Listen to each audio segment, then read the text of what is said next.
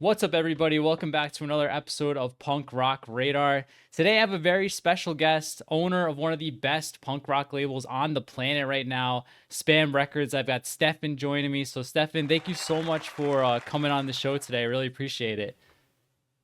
Thank you so much. Thanks for having me.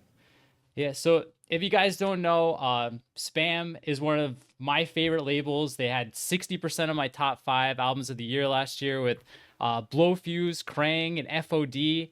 And it's kind of been like that for the last 3 to 5 years. My top albums of the year are just always loaded with Spam. I'll put a couple of more on the screen. But Stefan, how did this all start with Spam Records? How did you start the label?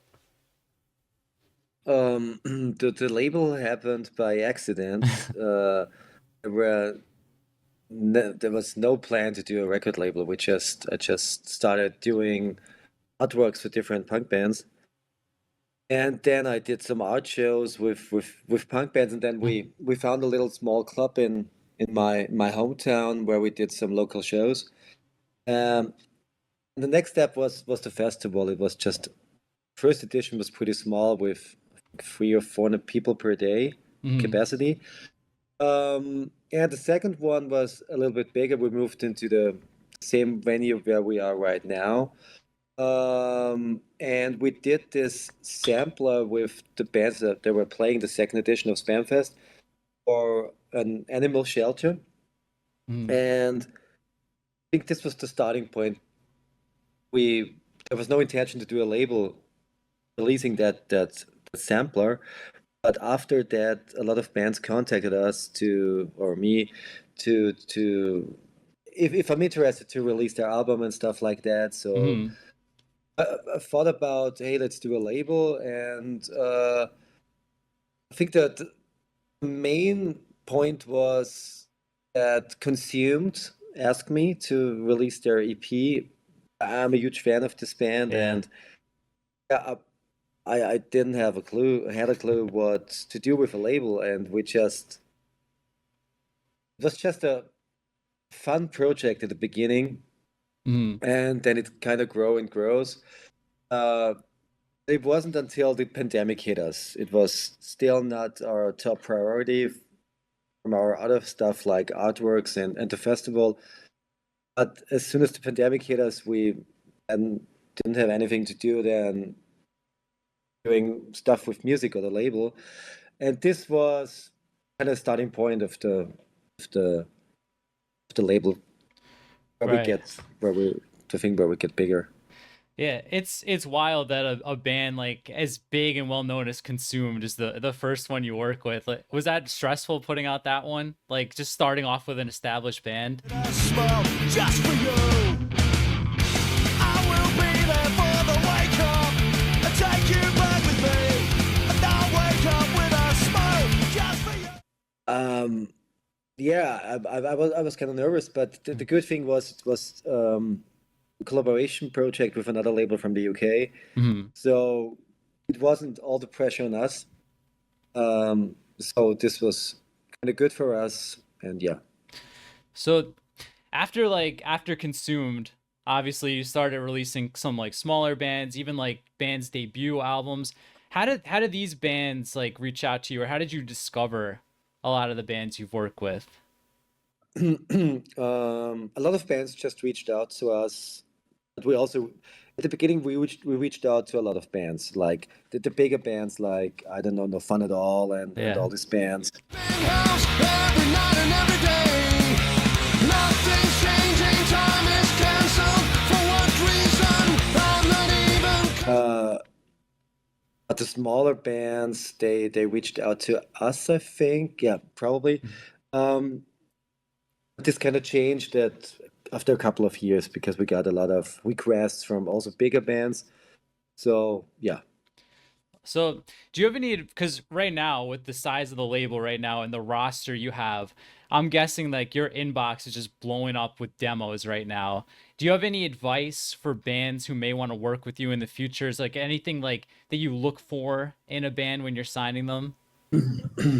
Um, yeah, we really get a lot of requests Yeah. right now, and but we're still a very, very, very small label. We're just 4 people working here. Hmm. Um, and I don't know. It's so hard for us to choose a band that we want to work with because there are so many good bands and we get so many good demos and albums. But the problem is we don't have the capacity and the money to release all the albums. Right. So you have to kind of focus on uh, how they're going to sell, how much they're going to tour. Um, for me, it's always important that they sound unique. I don't want to have all the same bands on a label that sound similar. Yeah. Um, and it's also really important that the band is going on the road to promote their album because being on a label doesn't mean you're selling tons of records or you're Yeah. getting millions of streams. You have to work for that, and some bands always forget that. Yeah. So I think the still most important thing is to tour. Yeah, I totally agree. Like that's where you're gonna sell. Like even that's where you're gonna sell the bulk of your stuff, right? People go and see your show. It's gonna be on the tables. You want them hitting you up for a new batch of vinyl, right? Like Mm. that's the best thing Yeah. they could possibly do. Play as many shows, get in front of as many people as possible. Because like with the internet nowadays, like just scrolling like Instagram, I'll scroll through like 500 bands in a day. It's Yeah. very hard to actually stick out. So I Yeah. agree. Getting your name out there, getting in front of people who are gonna watch you for 30 minutes or so, that's like the Yes. best thing you could possibly do. So as far as like your release catalog, I don't know, what are you at, like 50, 60 releases right now or more? What would you say?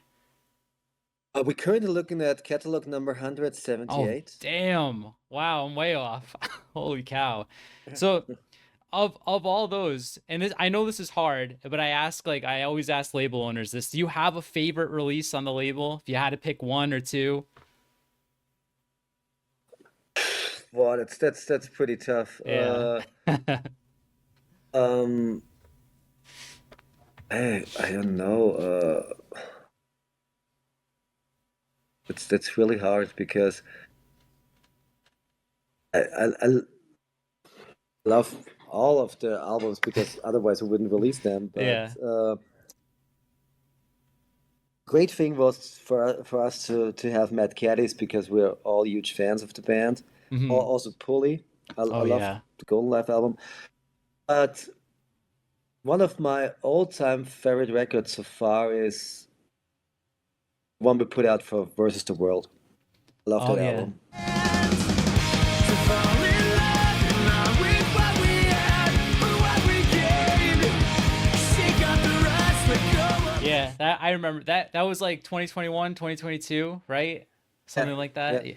Yeah, it was a killer record. And the Pulley Golden Life one. That's Pulley's one of my yeah, top 10 favorite bands ever. So I yeah, was super yeah, totally. stoked on that one Yeah. too. What about one that you kind of feel like maybe is a little underrated that didn't made needs a little more time in the sun that you've worked on? Um, I also think Versus the World would deserve a lot more audience at their shows Hmm. because I think their songs are great and it sounds like you should play in stadiums or something like that. Um, mm, which other albums? I think also for the Mad Caddies one, it's a totally different album than the last they released. But I think it's like it's still very good because it's very slow Hmm. if you compare them to the other albums. But Chuck's songwriting is great, his voice is great. I think this album is also a little bit underrated. Yeah, that album's like such like a vibe album, right? You just put it on, and you just Yeah, like chill out. I agree. Like Chuck's vocals are like phenomenal. It's just like yeah. very soothing vocal style.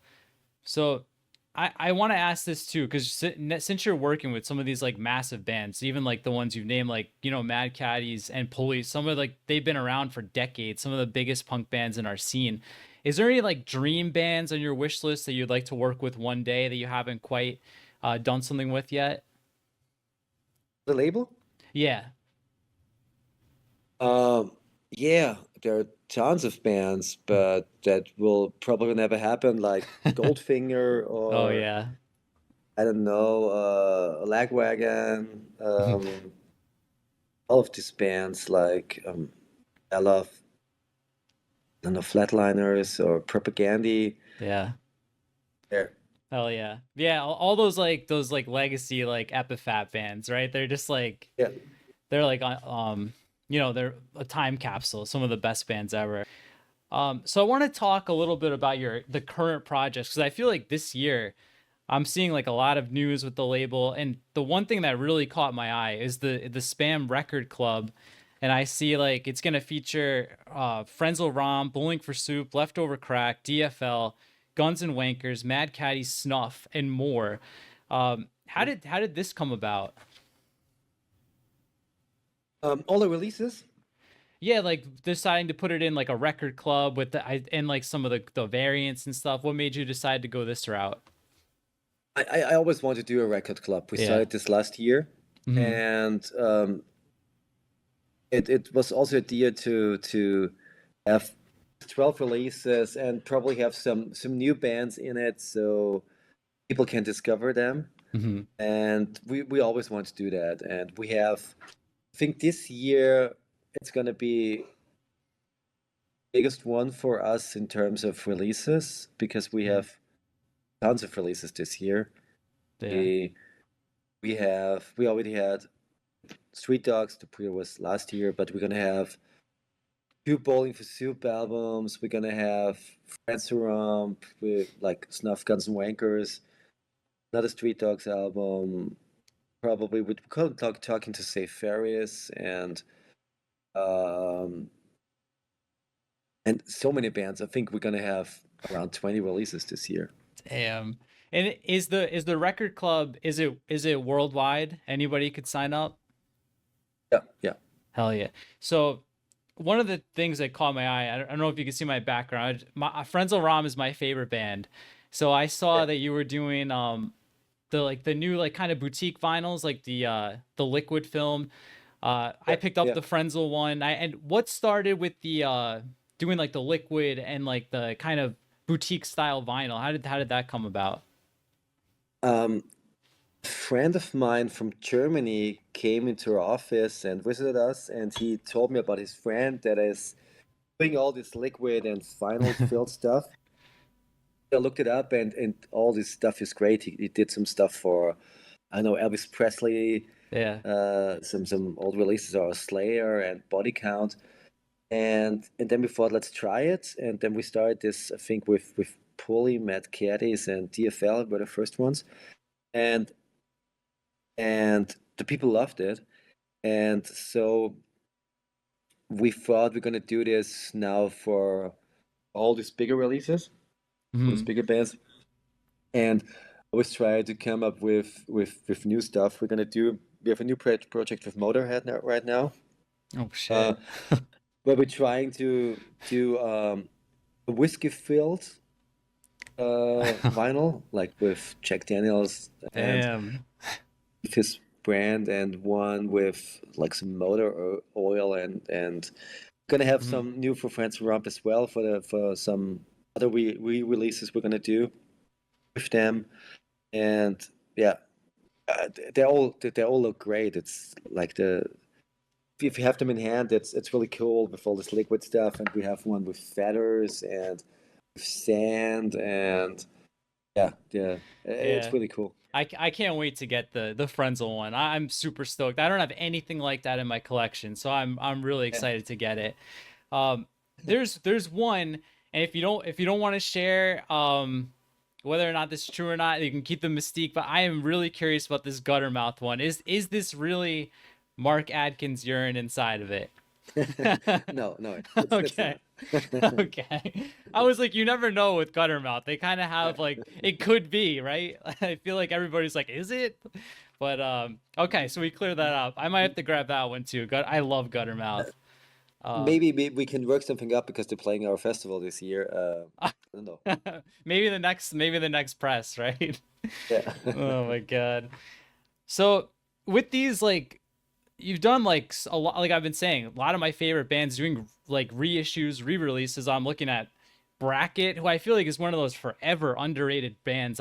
You did Mm, Forestville and now Four Wheel Vibe, two albums that, like, they've been so hard to find, like even on CD. So you brought mm. those back. Guttermouth, Frenzel Rom. With the reissues, like, what is the process for doing that? Are you reaching out to them? Are they reaching out to you? We reached out to them, yeah. Hmm.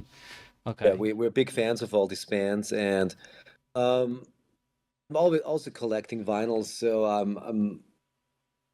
all of this, like the bracket ones, they're so hard to find, Yeah. and so we're gonna try to come up with new variants, and also with the Friends Around stuff. It's hardly you can hardly get them here in Europe. Yeah. So we released some older records from them, like Not So Tough Now and Meet the Family, Mm. and also this EP, Dick Sandwich. Yeah. I Yeah. don't know if it's available anywhere. So yeah, Hell yeah. No, I'm glad because I've been wanting to own Four Wheel Vibe on vinyl for like ever, and it's like impossible to yeah, find.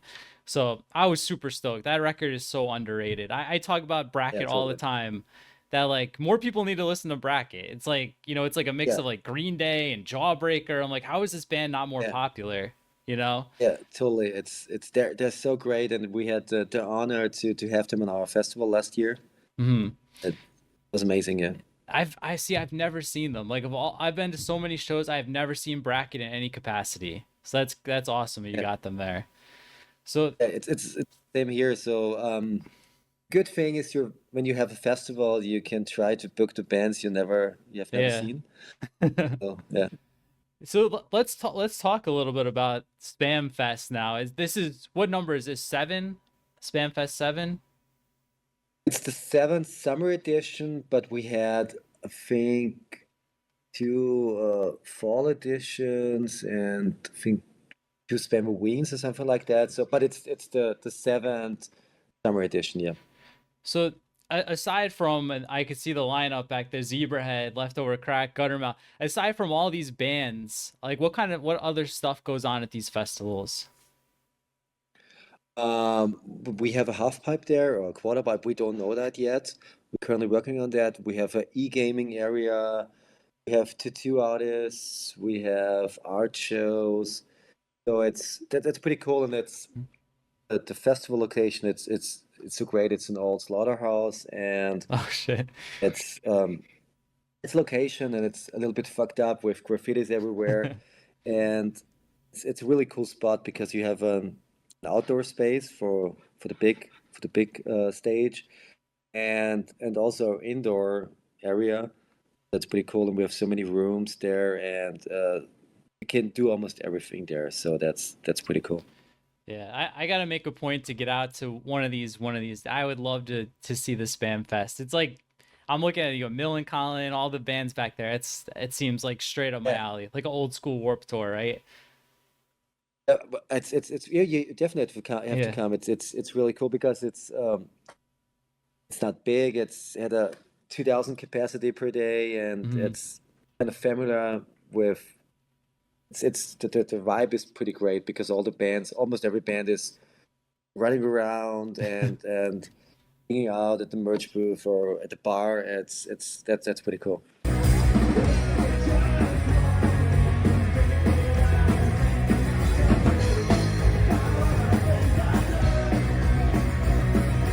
So I've got some fun questions here that my Discord was able to get together for us, and I'm curious about some of your answers here.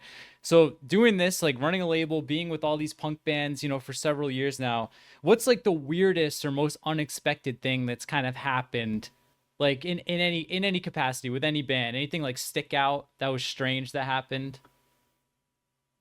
The most embarrassing thing that happened to me was at the beginning when I started all this art show and graphic stuff. I did a lot of stuff for Joey Cape, Uh huh. and then he invited me to Amsterdam, to see them the first show, and I was totally nervous because I've never met him, and it's like one of my heroes. And I was at this bar and watching a soccer game, and he called me if we're gonna meet outside, and yeah, then we met, and he kind of asked me to hang out in the tour bus. So we it was already dark, and we went to the tour bus, and it was in Amsterdam. And there are a lot of small rivers Yeah. in the city. It was really, really dark, and everybody was going behind each other. And I kind of moved on and tried to go beside Joey Cape, and I really fall in the river. And it was in February, and Oh it man. was really, really cold. And it was so embarrassing, and all the band members came and tried to pull me out of the river because it was I felt 3 made around 3 meters to Oh the my water. God. Like I can't go up by myself. And it was really the first time I met all these people, and then I this thing happened, and I was totally wet, and it was so cold, and then I had to drive back to the hotel to change my clothes, and the taxi driver was running behind me when I got out of the car because I thought I pissed into his car. So Oh I my had to God. pay, I think about it, 100 euros or something like because he doesn't believe me that I was fell in the river. Yeah, this was Oh my, that's one of the hilarious. stories I will always remember. It's like the ultimate walk of shame, right? Yeah, That's totally, totally. oh my God, it's a good one. All right. What about like your top punk record of all time? One that kind of shaped you, made you want to like for me it's like Dookie. I heard it and I was like I want to be involved in this forever. Like I just love the sound. Is there any album that really grabbed you like that? It was also Dookie. It changed my life Hmm. because Yeah. I remember I was sitting in my living room at my parents' house, and Basket Case was on the TV and on kind of MTV, something like that. It it changed everything. I fell in love with this kind of music, and it was the same time I think Smash came out, Yeah. The Offspring, and this was the starting point for me listening to punk rock. We drove it to the record stores and looked at all the credits from all these bands, and then we discovered Lagwagon, NoFX, and all these other bands. And yeah, for me, Oh it was yeah. also Dookie. Yeah, same exact story, man. Same for me. It was like I was in my uncle. I was staying with my uncle for the summer. I was like 8 years old, and he put on Dookie, and it was Basket Case, and I was like, holy shit! Like I had never heard anything like that before, and it just like this is what 31 years ago now. It's crazy that it's like it just resonates Yeah, with totally. people. It's like such a special Yeah. record. Um, so the last thing I wanted to talk about is if you had any breaking news or anything else that you're up to other than the record club and these liquid fills and the festival, anything else going on at SBAM headquarters you can share with us. For not really. Like I said, we have working on tons of releases right now, and Mm. the festival. We have done another Spam Wien edition in our office. We're currently working on some ideas for next year, like some kind of a cruise, Oh and shit. yeah, but that's all right now. Our documentary is finally coming out this year.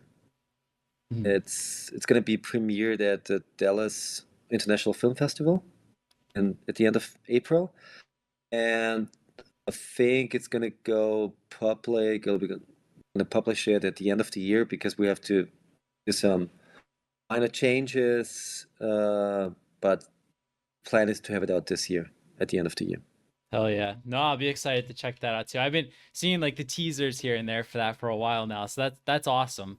Yeah. So yeah, that's it. Stefan, I really appreciate you taking time out of your day to sit down with me. This was awesome. Finally getting to chat with you. And I'll have links to all your stuff down below for everybody to check out. But yeah, again, I really appreciate it, man, for coming on the show. Thank you so much. Anytime. All right. So thank you guys for watching. Check out all the links down below and go check out what SBAM's doing. It's, like I said, the best record label going right now. So go check out all the releases and we'll see you all next time.